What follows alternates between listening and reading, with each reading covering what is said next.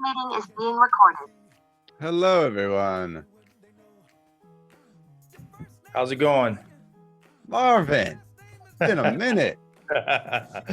It has been a while. How's it going? Oh, doing well. So good to hear your voice. Oh yeah, thanks for having me.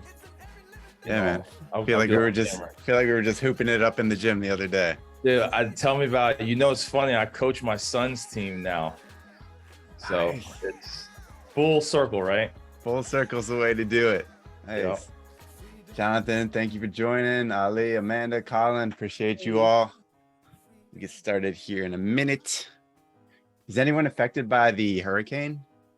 Seems like it's creeping up in a hurry in Florida. Yeah. No, we're good here, but definitely have some friends and family who said it's getting dicey. Yeah. Time of year. Matt, I think we're getting it up here. We're getting some rain this weekend from it. Yeah, I know. I'm upset because my Little League game's going to get rained out, which we've already had 3 rainouts. I can't have that. Right. All right, my friends, we will get started here. Thank you all for joining. Can you see what I have on screen? Sweet deal. All right. Yep, gotcha. So much to do, so little time. So here we go. Apologies, working a lot of monitors right now. Okay, so here we go. The point for today is I want to get people focused on living a bigger and brighter life while having an awesome 9-to-5. And that may sound very counterintuitive to a lot of people because there's a big narrative today, which is like either A, climb the ladder, or B, escape the 9-to-5 and go do your own thing because it's the only way to feel free. And I want to come up with an alternative, a middle ground that actually hits a sweet spot for a lot of people that we need to be hitting up today. So that's the point. We'll talk about making our life bigger, brighter, more prosperous while keeping the stability of the 9-to-5. I hope that's intriguing to you. So just quick logistics on what we're going to do today. This is going to be fire hose. I'm going to have a few points as we go throughout this today, a few chapter breaks. I'm going to ask and see if there's any questions or thoughts along the way. But this is an entire 4-week course that I'm condensing into now 55 minutes or so. So drop things in the chat if you need to. Otherwise, I'm just going to get going. All right. Let's rock and roll. So who am I? I am Matt Doan. For those that don't know, that's me and my 4 kids. I've got a high schooler, a middle schooler, an elementary school, and a daycare. So I've got a full spectrum of joy and love. I spent 15 years in management consulting, living the dream, going around the world, getting all the status points, working with cool clients. And after about a decade, it burned me out really badly. And I ended up losing my marriage, access to 3 of my older kids here, which was a really traumatizing thing. My mental health went to crap. It was a really difficult time. And I needed to rebuild my life. I needed to take some drastic steps. I couldn't leave corporate, but I needed to make corporate work for me. Right. So I spent the next 5 years living what I call uncaged, which was this whole idea of making it work on my terms and coming up with strategies to make the 9-to-5 something that fit the life I wanted to live.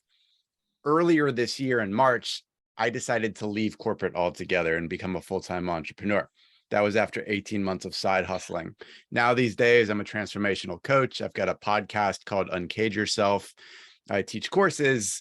I help corporations as well. And generally, I'm a freedom fighter. I love the idea of just unlocking the freedom that we all desperately crave in our life, whether that's stemming from burnout, anxiety, anything at all, really, that's just keeping us from being what we want to be. And I specialize in people that are trapped in tough 9-to-5 situations. So I use this term a lot called the corporate cage.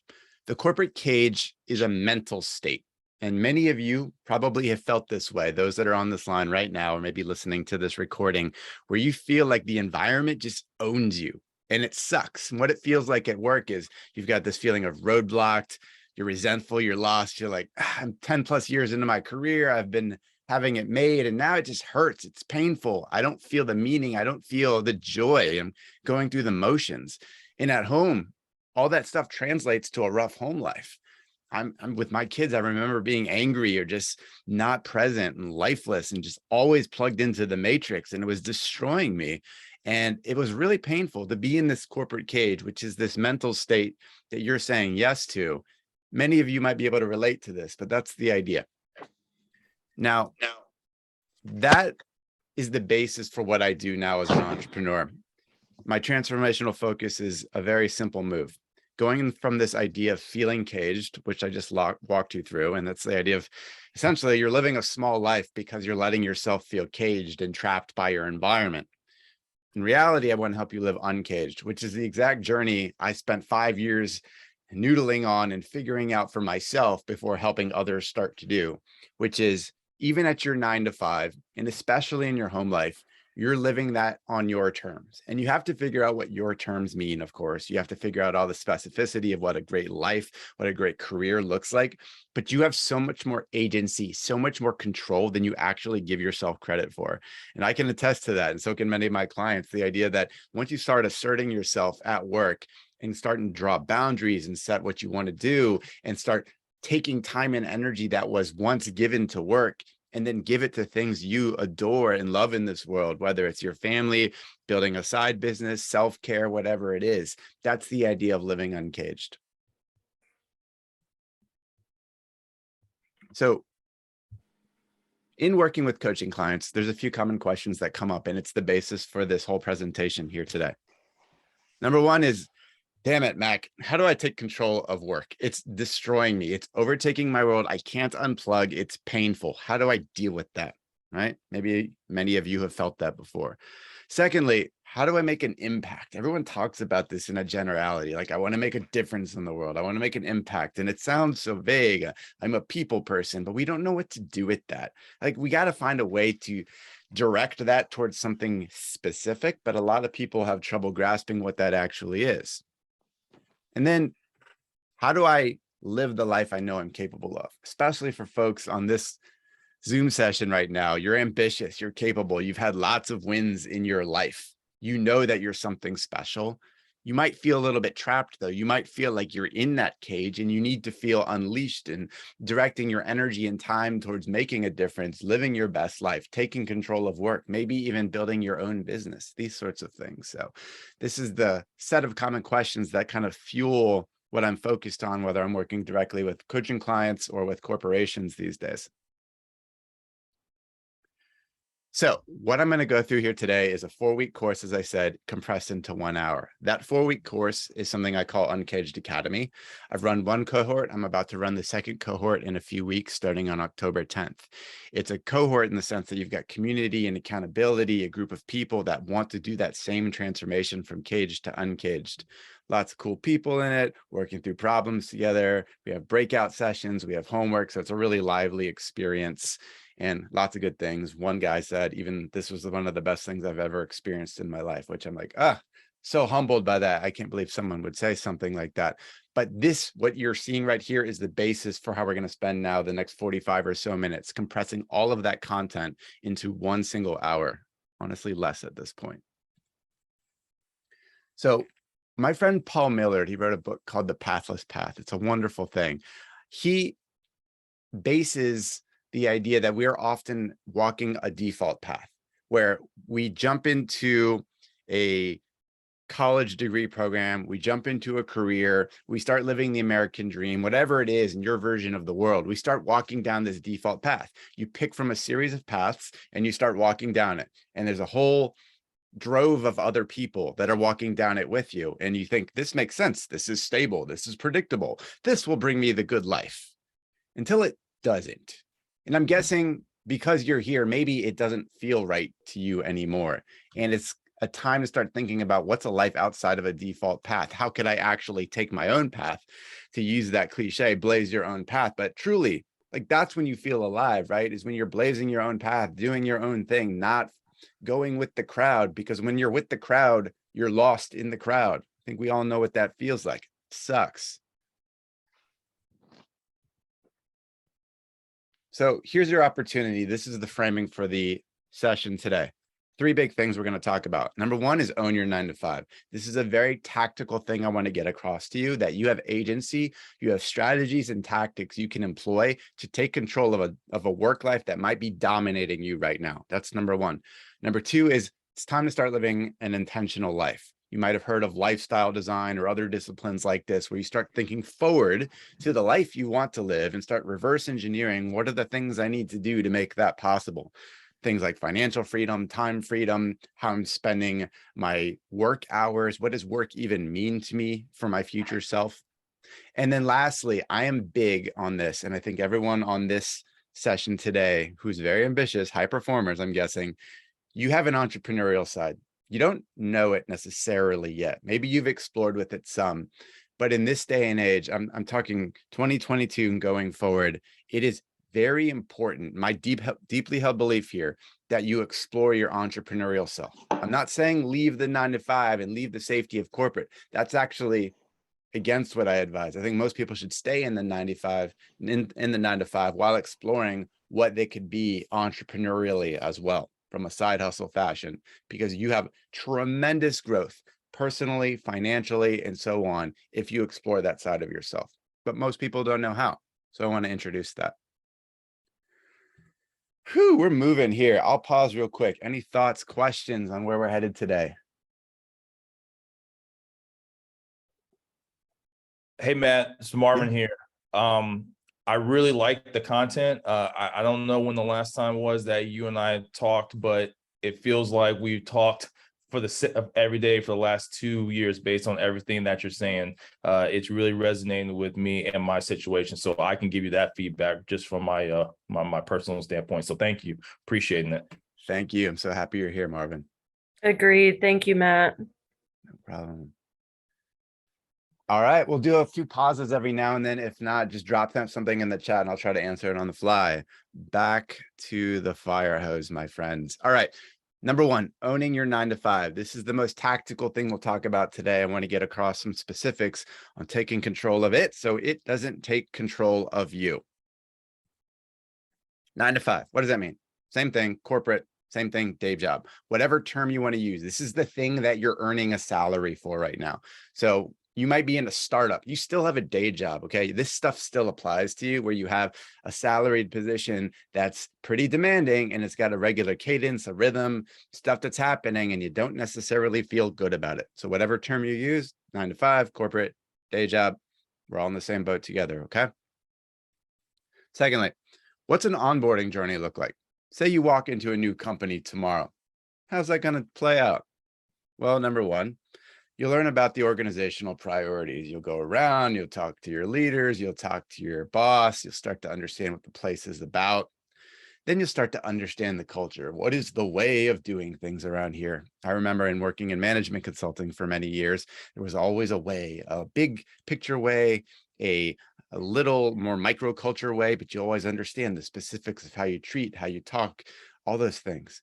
You might even start to think about organizational politics, how you deal with that. In general, though, what you're trying to do is not be your own person, but to fit in. You are trying to figure out how you become a puzzle piece that fits into the larger puzzle, right?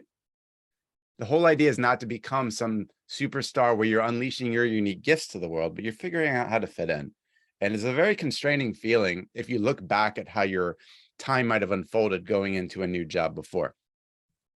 Now, once you're plugged in, here's how it might feel. Plugged into your matrix, lots of Zoom meetings. You have lots of projects that are popping up. You're tapped for all sorts of needs. You are a resource at their disposal. Whether you're a small, medium, or large company, you are now plugged into multiple projects doing lots of things. You might have all sorts of political conversations and it's difficult and you have to learn the way to people please and make sure the boss is all good to go and you know how to assuage any sort of concerns they have. And then, of course, you have things like the annual performance review. Every 6 to 12 months, we go through the check boxes. We make sure that we are ranking really well as compared to all of our colleagues and that we're in the green and that we are, 1 to 2 year promotion cycles ready to go. Yeehaw, super fun, right? That whole rigid system that we're all used to. This is us conforming, us plugging in. Now, not to say there's no benefit to this. Getting promoted, earning better compensation, earning a new title. Like, trust me, I did all those things and I got a lot of life value from those things. But I want us to be more conscious of this and understand the trade-offs we're making in our life. When we say yes to something at work, like crushing it on the path to partner, at our job, what does that mean as a trade-off to our life? What are we sacrificing?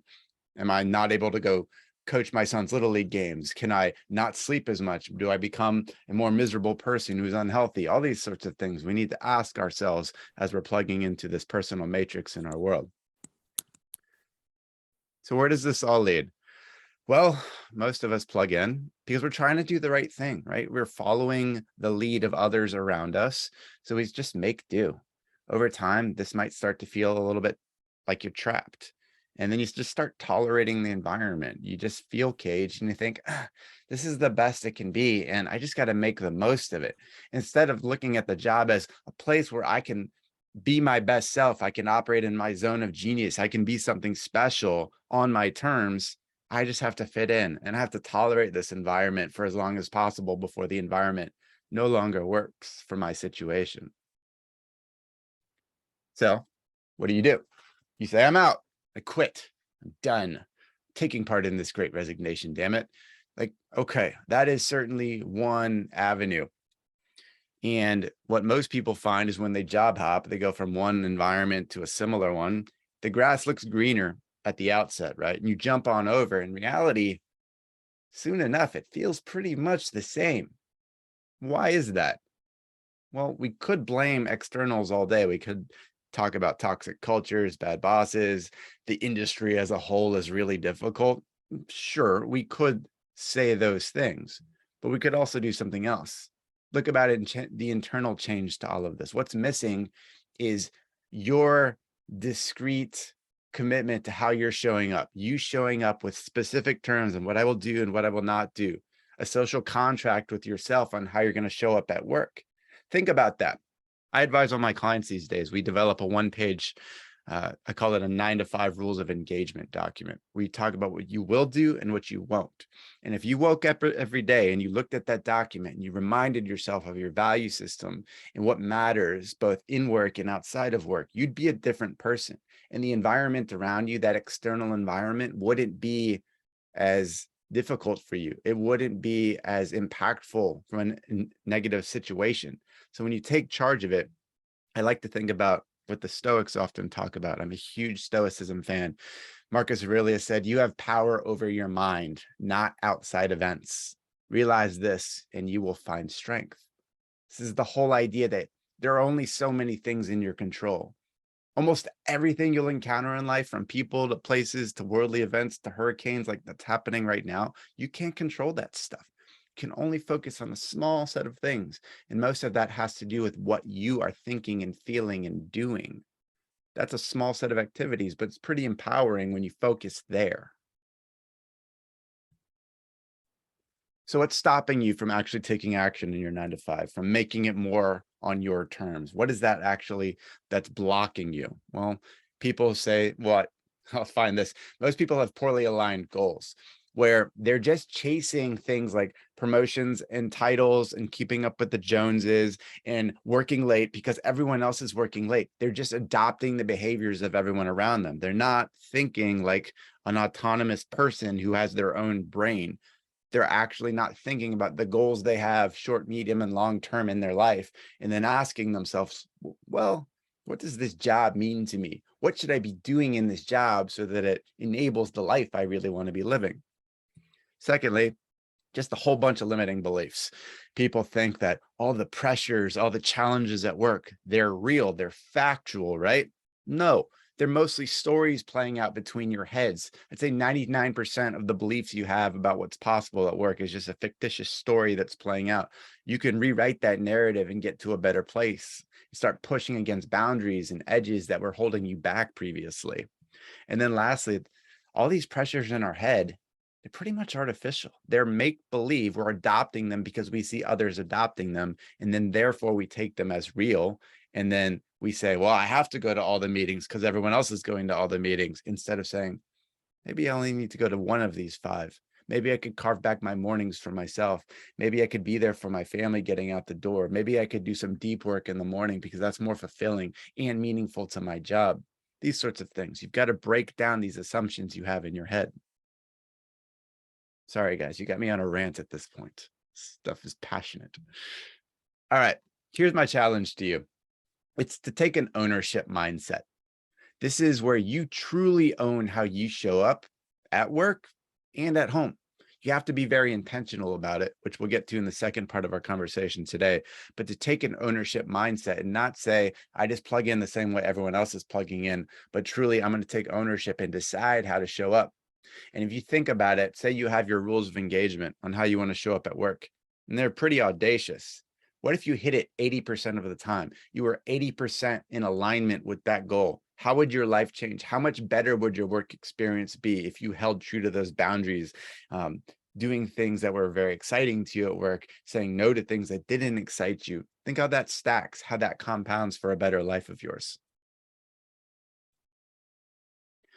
Core to this is one of the simplest strategies you can employ, but the most life-altering, is focus on outcomes, not hours at work. Go to the right-hand side to start. Most people play the hours game. We plug in the same way. We go to all the meetings that show up on our calendar. We go to the same, adopt the same hours, starting rhythm, end hours. If everyone is going to dinner and then plugging back in to email at 8 o'clock to 10 o'clock, we feel that pressure, right, to do the same thing because everyone else is. I'm getting Slack messages at 9 o'clock at night. We've got to get something to the client. The deliverables due. I lived this in consulting. It was miserable. It felt so wasteful, so inefficient. What I started doing instead is thinking about the outcomes I need to deliver and the outcomes that I was uniquely gifted at to deliver in my role. For example, in consulting engagements, I was good at developing frameworks for strategy documents. Like, here's the overall storyline, and then coaching others on how to make that come to life. That was the core outcome that I was really talented at, and I could make that come to life rather quickly. I hated all the details. I can't stand Excel. So why would I spend time there? Instead, can I focus on the few outcomes that I am most impactful at, that I am most skilled at, that bring me the most joy? And you have to figure out what these are. Sometimes you can come up with them on your own. Maybe if you're a little bit more senior, sometimes you have to ask your management chain and understand, where can I be hyper focused for you, boss? Where can I be the most targeted? Because I want to make sure I'm super efficient and using my time wisely so that I can be really good here while being a healthy person on the outside of work. I hope they would respect that when you focus on outcomes, not hours. It's a guiding mantra for yourself. Here's some tactical examples. When you have problems, I call them implementing corporate countermeasures. And these are some pretty basic ones, but can be pretty life-altering for you. I won't go through all of them right now, but one example might be where you feel that you're unable to switch off outside of normal hours. This is number 4. And therefore, you've got nights and weekends where you're always thinking about work and you can't turn off, and you're with your family, but you're not really with your family. You might know what that feels like. It sucks. It feels like you're wasting your time with them and you're shortchanging them. I felt that for years.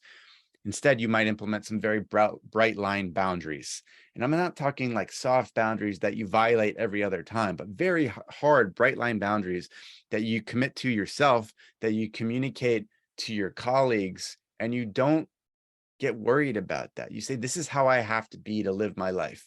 If I don't have a good relationship with my family, therefore I can't be good at work. Is that what you want? So these would be some very tactical countermeasures. I've got a whole library of them that we work through with people, but you have to think through the root challenges in your life, what that's doing to you from an impact perspective, and then come up with your options, your countermeasures you can put in place to reduce the pain that's showing up in your world. Kind of like a doctor that's treating a patient, right? You look at the symptoms, but then you got to get to the root issues and treat for that. Otherwise, the pain keeps coming up again and again. Fundamentally, I believe this: you have to be a healthy person in order to be a healthy worker. Too often, we've got unhealthy workers out there in 9-to-5s, and they're scraping by, they're in pain. Jonathan, you know about this, right? With tons of burnout out there in the world. And we're trying to live life on the fringes. We're trying to fit life in after being burned out. And it's backwards. It's absolutely backwards. If employers really took this seriously, I've written a lot about this recently. If employers took this seriously, they would prioritize a healthy individual. What can we do to make them the healthiest person possible? What sort of investments, what sort of care can we put in place, programs, so that in turn, they can be a healthy worker with us? It's a very different paradigm. It's a different shift. But you know, when you're healthy and you're excited about life, you feel alive, you can be way more effective at work. Even if you don't really like the work that much, you can be way more enthusiastic about it and effective and targeted in the results that you're delivering. I know I'm moving a mile a minute, people. I'll pause, see if there's any thoughts or questions. Jonathan. Yeah, Matt, this is great. This is really helpful. Your table on like root causes definitely resonated with me, and I just have a question. I certainly struggle with, I guess it's somewhere between what you had described as someone taking over your calendar and peer pressure to join all meetings. I struggle with when meetings are set up with either as a group or either a small group or big group with either my boss or senior management team members, and whether those meetings, how to think about whether that should be in the, like, to your point, if it should be in the like 80% that you described as like where you take control and you implement your boundaries, or if those meetings should be in the 20% of like, I'm going to make an exception. This is including senior management team members. I should probably join this and carve out time for it. So I guess I know it's a long-winded way of asking the question of like how to think about when you should make exceptions regarding meetings. Yeah, just like when you should make those exceptions. I like to get ahead of it and say, write down the particular types of meetings, the scenarios that you should attend. If you have something like you're supporting the board of directors at your company and they need you in the room in order to make sure that you're going to be able to deliver a report from that, it's a pretty specific one that I'd say, like, I wouldn't want to miss that one either. And there's probably only a handful of meetings, scenarios that make sense. So that would be step one, is come up with that small set of scenarios. Step two is look at the 1 to 3 people around you, usually including like your direct line boss, and have this conversation with them. Talk about outcomes over hours. Listen, historically, I've had a burnout environment. I don't want to be that. I want to be really useful and valuable to you in this organization. I need to protect my time. So help me understand over the next 3-6 months, what are the types of meetings and deliverables, for example, that I can be most effective for you? And I want to make sure that I'm showing up to the right ones. So let me know, what are those things, and let them tell you. And then you can go back to them and say, like, okay, so it's not about all the daily stand-ups that you're asking me to do. It's to show up at the quarterly review meetings, the sprint meetings every 2 weeks, whatever they are. It's a very specific response you're asking for them. And then they're also just seeing the self-respect you have for yourself, that you're showing up, that you're prioritizing your time and energy to be a healthy person, so that in turn you can be a healthy worker. Does that help? It's really helpful. Thank you so much. Anyone else? Corey, see a raised hand.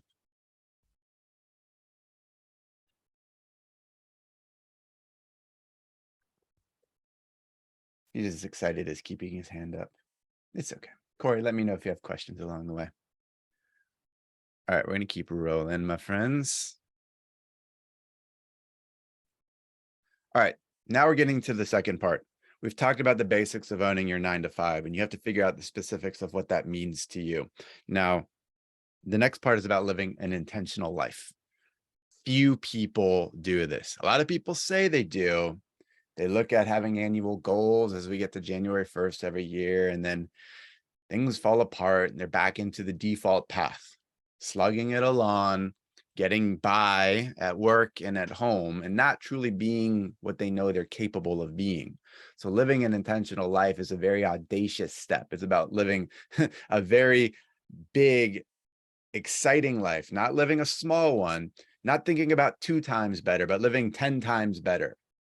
10x thinking, not 2x thinking. This is where we go with this.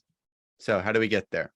First, let me start with this quote that I love from Robert Brault, that we are kept from our goals, not by obstacles, but by a clear path to lesser goals.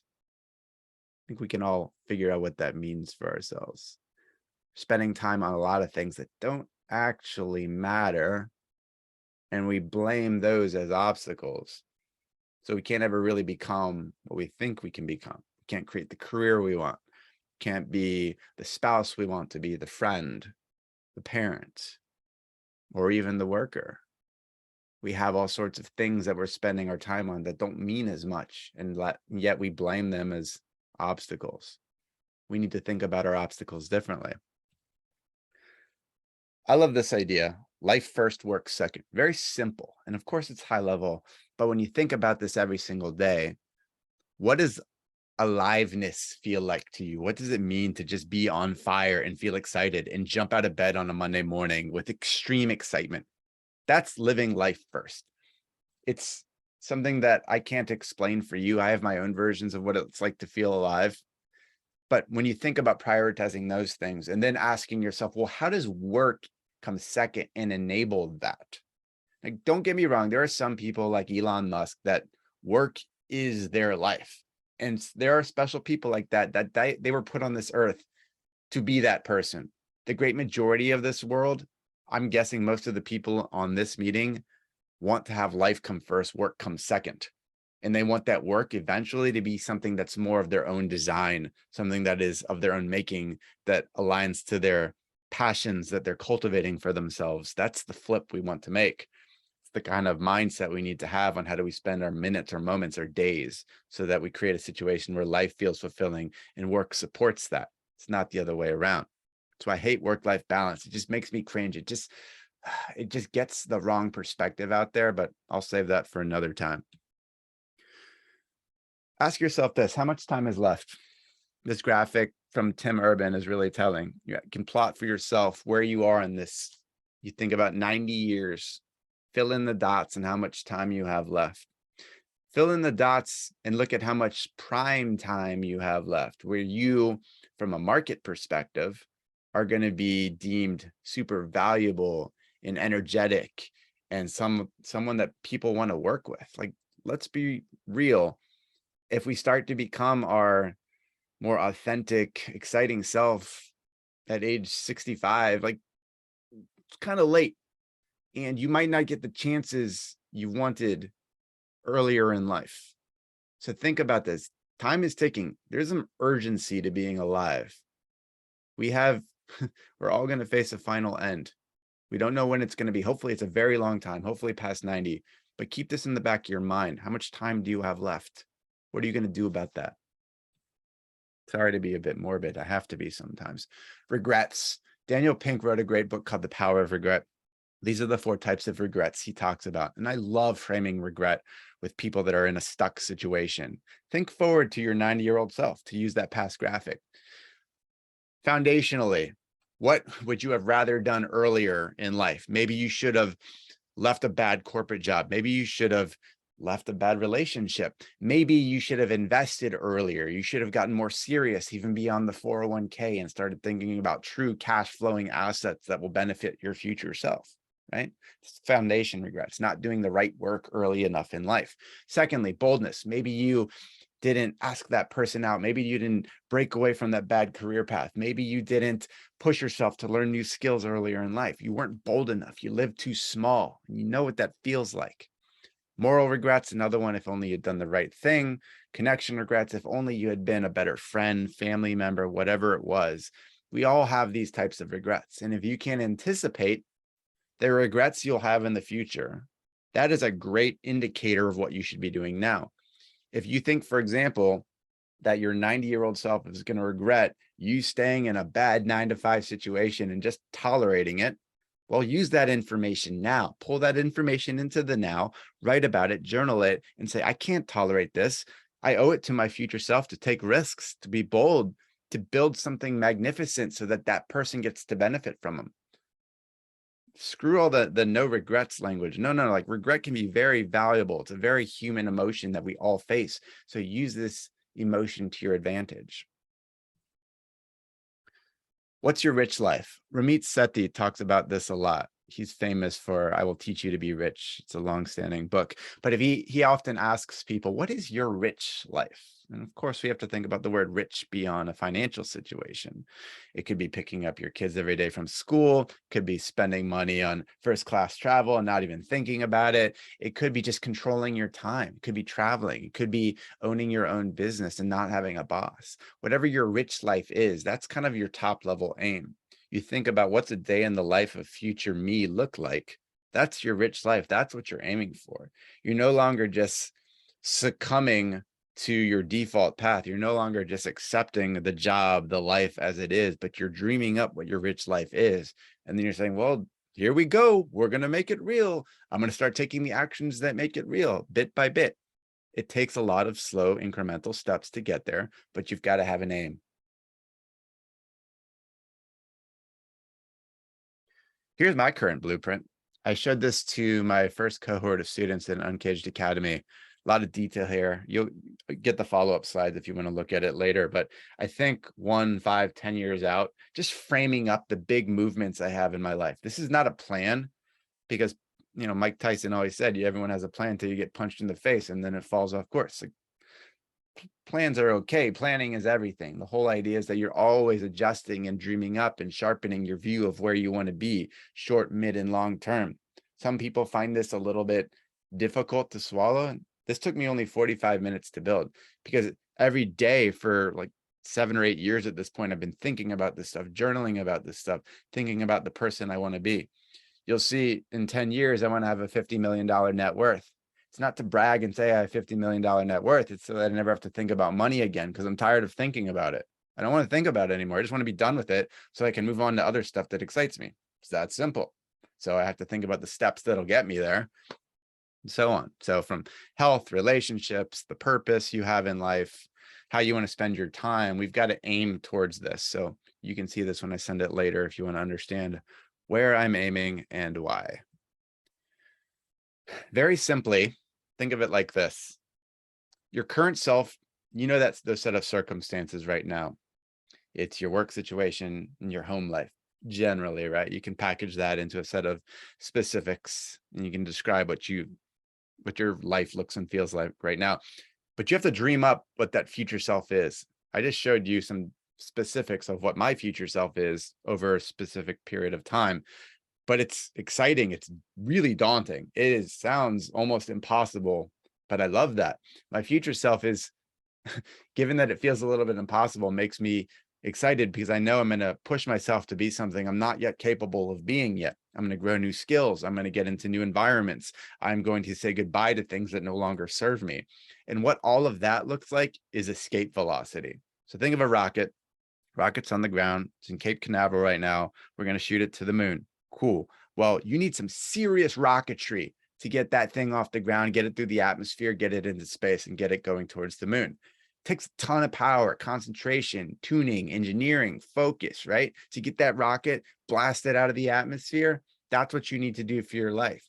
You have to ask yourself, okay, first, where am I going? We're going to the moon, right? Shooting at that big target in the sky. Here's what it looks like. What do I need to create escape velocity? Maybe I need to own my 9-to-5 in a big way. Maybe I need to switch jobs. Maybe I need to ignite a side hustle. Maybe I need to say goodbye to friends that no longer serve me.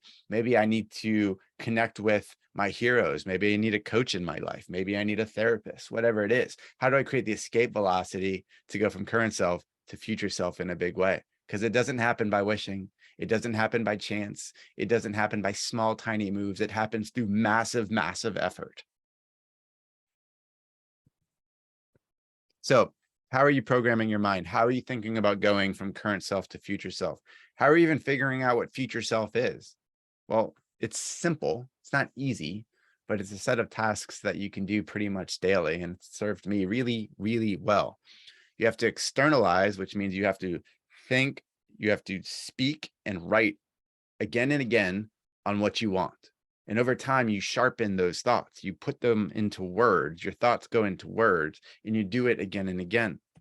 You might do this through journaling. I love journaling personally, so it's not for everybody. You could use a Post-it note. I don't care. Some people just like speaking to friends and family members and trusted people in their lives about what they want. Keep doing it again and again. You might have an accountability partner in your life where you're signing up each week to saying, here's what I'm going to accomplish this week. And they say the same thing back to you. And you check in by the end of the week. I love what Mr. Beast did. Mr. Beast, anyone spent a lot of time on YouTube knows who he is. He's grown by 50 million subscribers in the last 12 months. He actually recorded a letter to his future self in video format on how big he was going to be and how much difference he was going to make in this world and how many subscribers he would have. You know what? He more than surpassed that. So when you start programming what you want to be, talking about it, externalizing it, then you start making it real. Here's all my journals, actually a small set of them, probably about a third of them. I've been writing for about 8 years at this point, and it helped me get through my divorce. It helped me get through some massive struggles in my life. It helped me program again and again, day after day, what I wanted. It helped me get out of corporate because I realized to do this mission that I'm working on with you all right now, I needed to leave the 9 to 5. And that was just my movement. I think most people should stay in it, but given my circumstances, who I am as a person, I needed to leave. And talking about it to myself, putting it into written word, talking to my coaches, therapists, trusted friends about this, programming my mind made my course inevitable. I wanted it so much. And I talked about it and wrote about it so much. It was my only choice. And that's the point, right?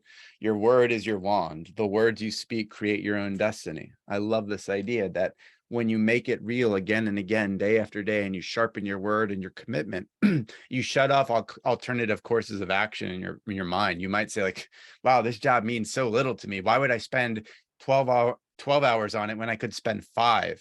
And then you just start living in alignment with that. You actually just start doing 5 hours of work and you figure out the ways creatively to make that happen so that you don't piss people off, that you still get the work done, you focus on the right outcomes, but then you're conserving all this time and energy for yourself to go build the life you actually want instead.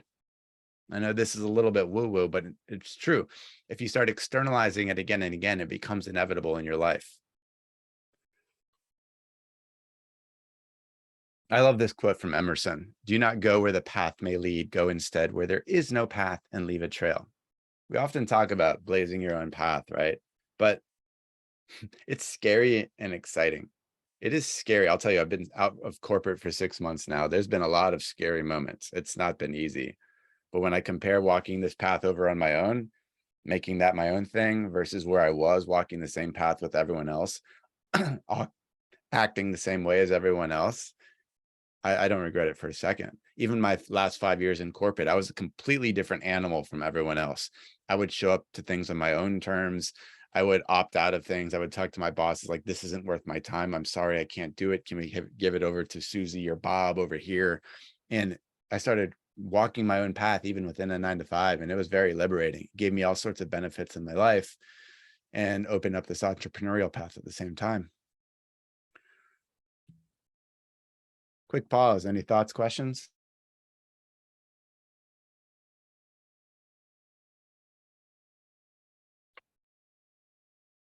Matt, I have a question, and if this is helpful for everyone else, Matt, I know I shared this a little bit in our community.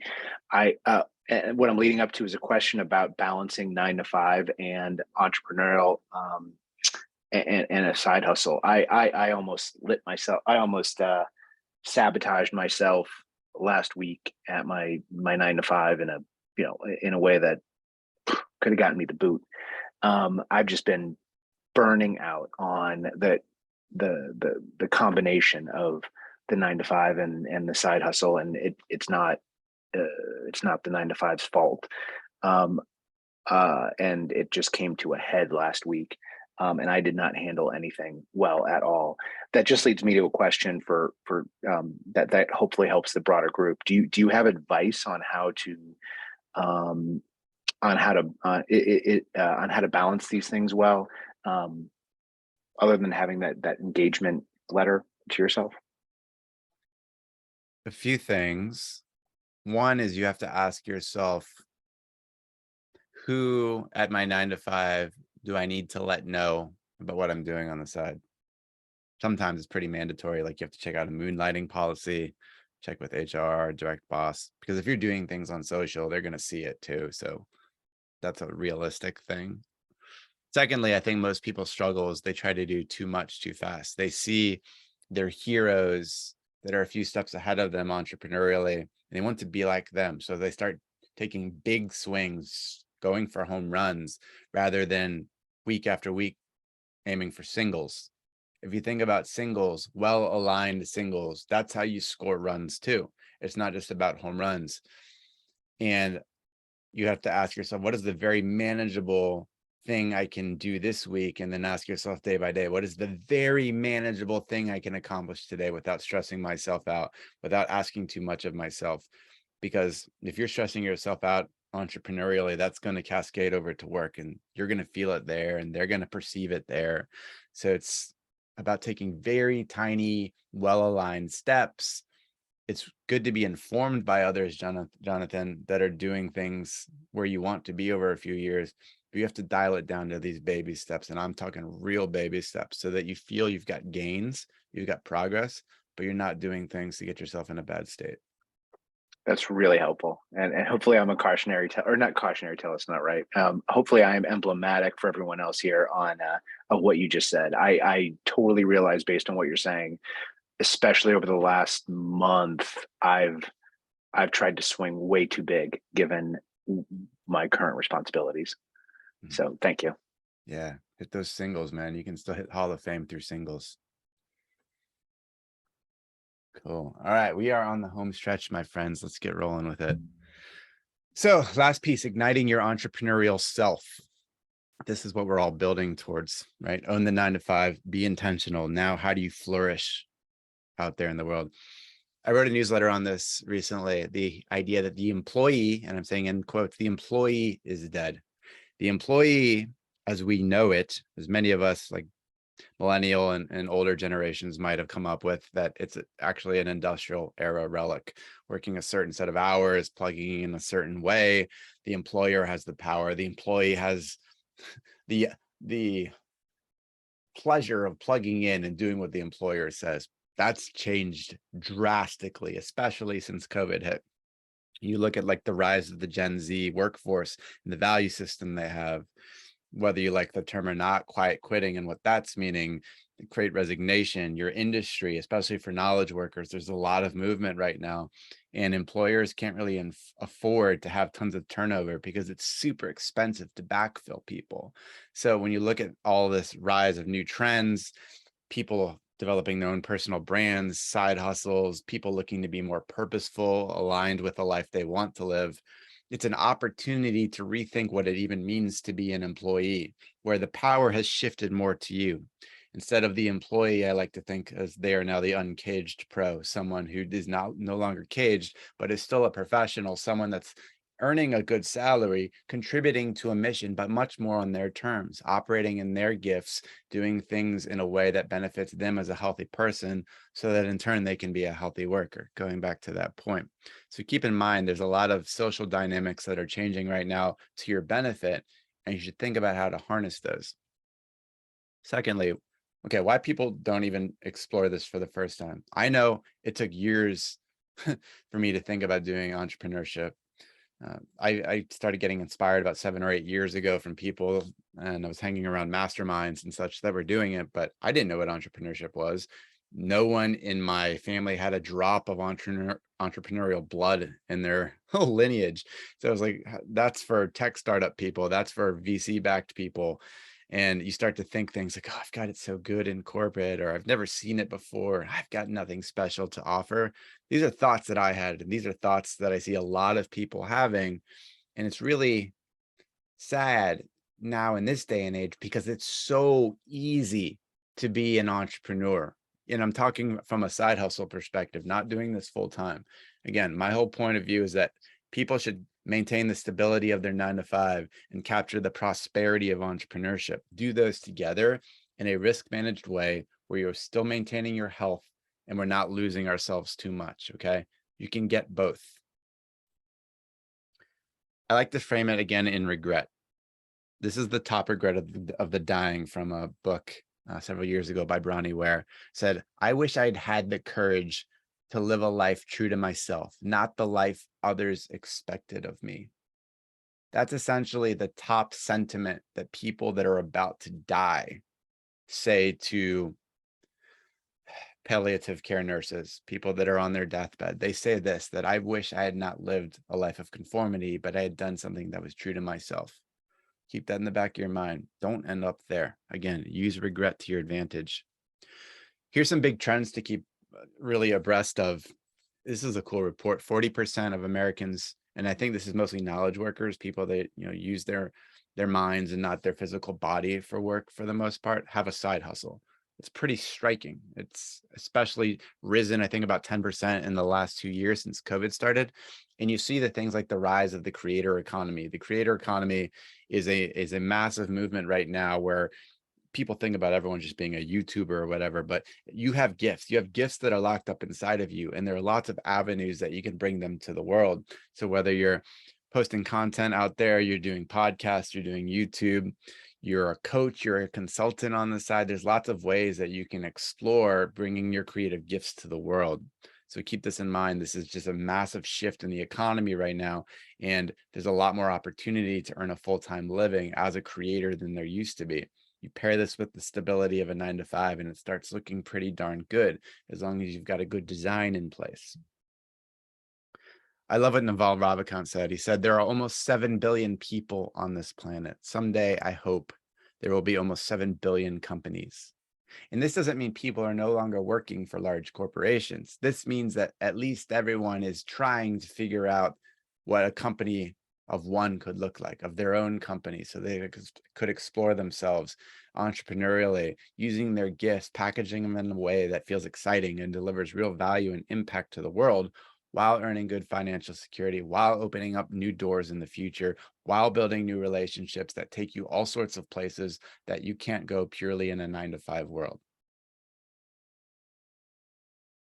So here's the central question you have to ask for yourself. Say you're trapped in a 9-to-5 right now, and you know you could be something more. Do you stay there and let your gifts stay small and hidden, right? And use them in a way that only your employer asks of you? Like, there's certain utility to that, and you can be good. Or you could think about, how do I also unleash them in a big and targeted way? Like, I'll use myself as an example, right? Like, I think over time I've become a pretty decent coach. I think I've got a pretty sharp perspective on what I want to do in this world. I'm helping my past self, someone that was trapped in a corporate world that really hurt their personal life, and I'm going to help that person take control. So now I'm trying to do that in a big and targeted way. I've got a mission that's fueling me, and I've got a few gifts, I think, that are propelling my ability to do that. So do you keep your gifts small and hidden within your 9-to-5, or do you also try to unleash them on your own terms out there in the world, especially because it's such a ripe time to do so?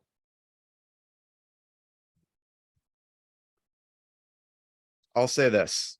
You're still on this call, and thank you to everyone that's still on this meeting right now. I'm so blessed that you're here with me. You're here because you're ambitious. You're ambitious in your own ways, but whether that's because you have ideas you want to bring to the world, you have time that you want to spend in certain ways, whether it's with family, whether it's to a mission, making a certain impact. Maybe you just really want to build financial security like me, so that I never have to think about money again. Like, that's a very important practical thing to do in this world, but you're ambitious, and you know that in the current setup, in the current corporate environment, you can only accomplish so much of that. And while you may think this leads to a place where I'm going to feel fulfilled, inevitably, for 99% of people, it won't.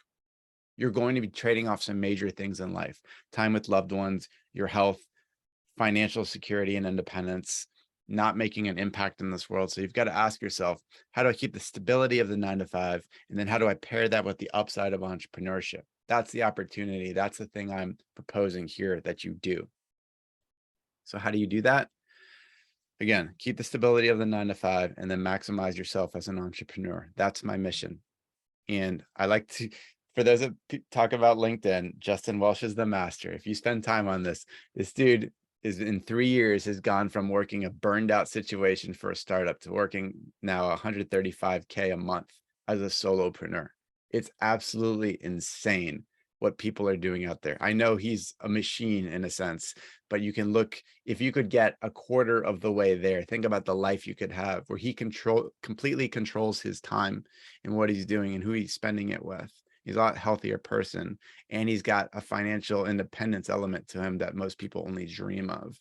So again, this isn't the target to necessarily be like Justin or expect those numbers, but know that it's entirely possible to make some massive movement in a hurry to bring this to reality.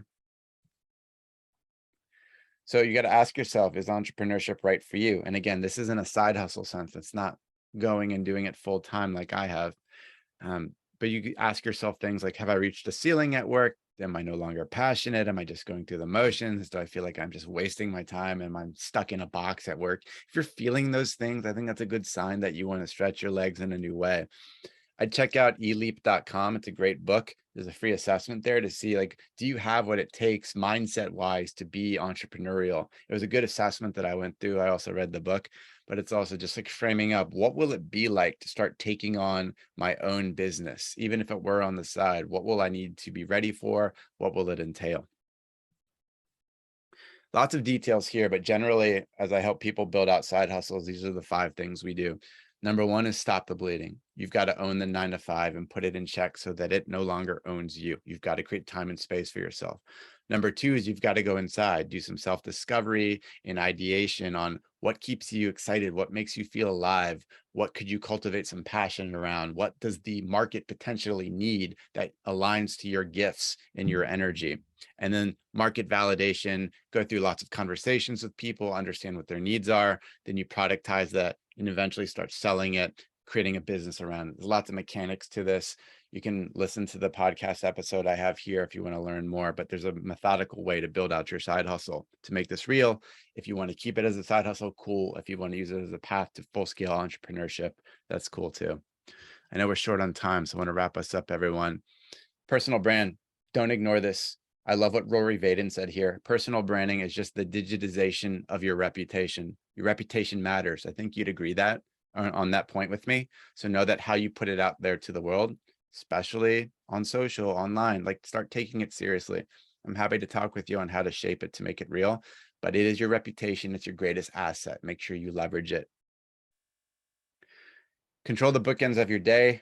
I talk about early morning and doing a little bit at night. Generally, that's where you create the freedom in your life. There's a great podcast episode I recorded here on how to do just that. But if you want to get the entrepreneurship in motion, especially own your mornings. And if you tell me you're not a morning person, I will just say, you're not a morning person yet. You've got to get to that point, though, if you're going to make this a reality. So that's what I got. Overall, this is your opportunity, right? To go from caged to uncaged. Stability of the 9 to 5. Plus the prosperity of entrepreneurship.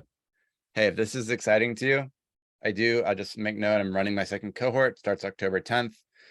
It's very exciting. It's a 4-week sprint, all this stuff built out specifically for you. I've got an offer through the end of this week. If you want to take advantage, you can check out that link there. But what we covered today, big things for you. Own your 9 to 5, create a life that's intentional, and then ignite your entrepreneurial self. That's the real opportunity to create the bigger and better life for your future self. It is massive. It is huge. Do not ignore it. Please go after it. Let me know if I can help. That's what I got, my friends. Any parting thoughts? I know that was a fire hose. Hey, Matt. First and foremost, thanks so much. 2 quick questions for you, Matt. Are you going to be sending out this slide deck? Because I was trying to take notes. Or perfect, as fast as I could. And the recording. Yep. Awesome. And then real quickly, I might be getting ahead of myself, but I know you said you've kind of taken the leap outside of corporate, but you recommend that most people keep their 9 to 5. Is there any point in which the individual should make a decision to either run full steam ahead with their side hustle and leave the 9 to 5, or do you just recommend more so than not that you should just keep both if you can maintain it? I think there are certainly people who get enough steam on their side hustle, which they say, I have to do this now full time. Like I see it all the time. A lot of my clients are reaching that point right now, but it's only after they've reached a certain mindset. They've kind of crushed their fears of it. They've set themselves up from a risk managed way where they've got a financial security. They've got a time frame that they're going to give themselves. They go through a lot, like a checklist essentially, to do it properly without risk to themselves or their family. But I'm telling you, like more and more people are ending up there over time. But in general, my belief is that most people should keep their 9 to 5.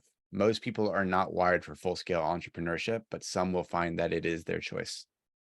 Got it. Thank you, Matt. All right. Anything else before we go? All right. Appreciate Well- you all. I'll send out the slides and video here shortly. Appreciate the time. Have a wonderful day. All right, you too, Matt. Take care. Cheers.